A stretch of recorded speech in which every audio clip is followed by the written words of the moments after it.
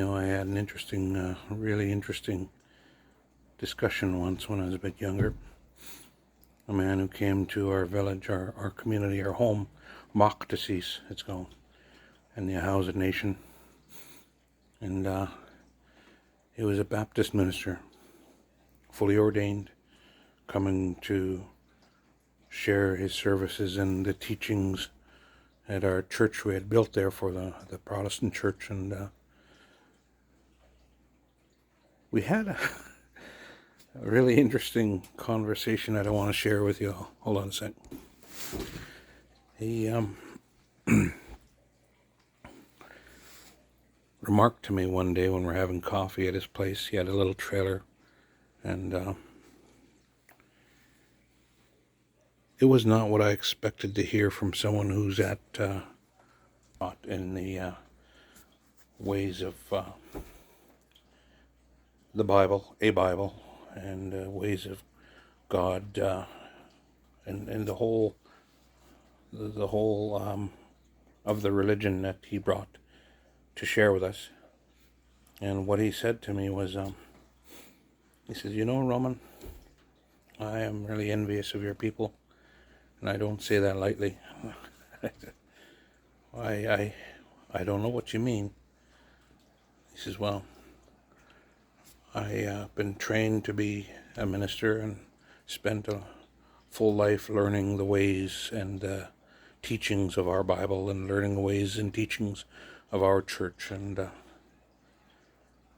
in every step along the way, work on this mortal plane, this place we call Earth, is meant to serve God, but never to be with God. And our entire lifespan here on this planet is spent in servitude to try and reach that level of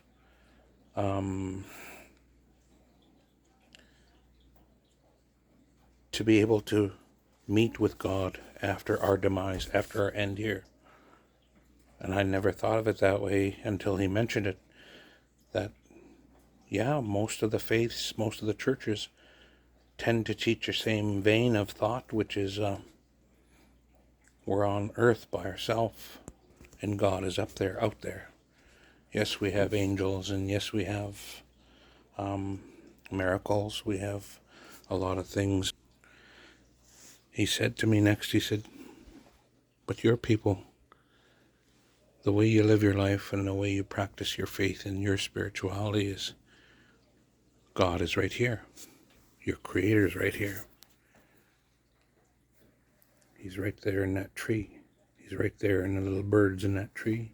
He's right there in that little insect, in that little rock. He's over there in the water. He's in all the fish, in every bird, and every other human being that lives with us. He's right here with us. You live with God. I don't. I really didn't know what to make of that, because I grew up in that, and it's just something that's natural to us to. It's our doctrine. It's our tenet that Nos is everything. And we have, again, speaking of tenets, Hishukish Tzawak. Everything is one. Everything is connected. So what you do to the earth, you're doing to your own self and your future generations. Everything you do to other people, you're doing to your own family. In some way or another, Hishukish Tzawak, everything is one. And I think the closest I can hear kind of relate to that is karma. In other beliefs and tenets, karma will come and get you. Do unto others as you would have done unto you. An eye for an eye, a tooth for a tooth. The words and the mechanisms may be different, but I think the teaching is the same as Hishuk Ish Tzawak, everything is one. And I heard from another elder, Hishuk Nish Tzawak, we are all one. And I think that goes a long ways right now, because sometimes as an indigenous, as a Khoas, it's hard to feel that everything is one and we are all one. I've been punched in the face because I dared to read magazines in a Mamatli man, a white man's store, This man was, I thought, a good friend of mine, and I was 12 years old at the time. We never had problems, but one night he was there. His friends were visiting. He comes up behind me and he says, "Hey, Indian, what are you doing reading my books?" I said, I'm sorry, that's as much as I got out of my mouth. Boom. Right in the jaw. And his next words are, "What you gonna do about it?" And at 12 years old, I was a strapping 120 pounds. I'm not a big guy.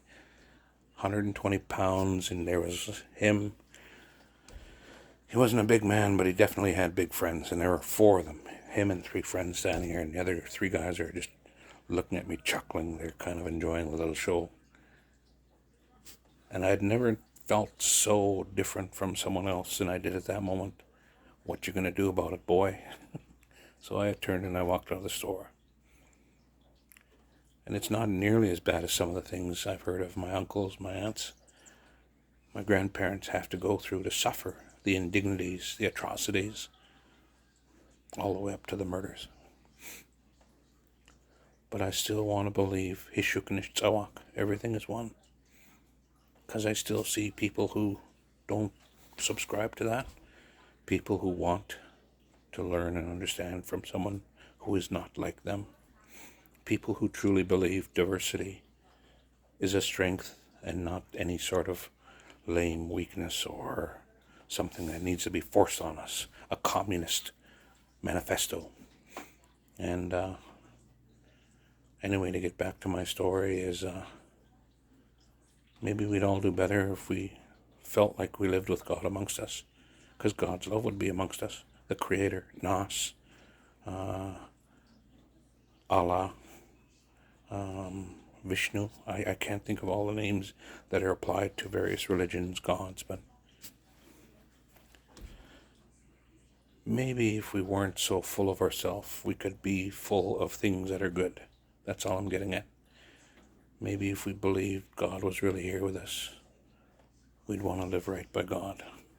And I don't know what you call God, or if you believe, but I at least hope you believe in yourself, and I really hope you at least believe there's room for change, and there's room for that diversity, and that we can all be better for it. Don't kill my hope. Okay? Chew.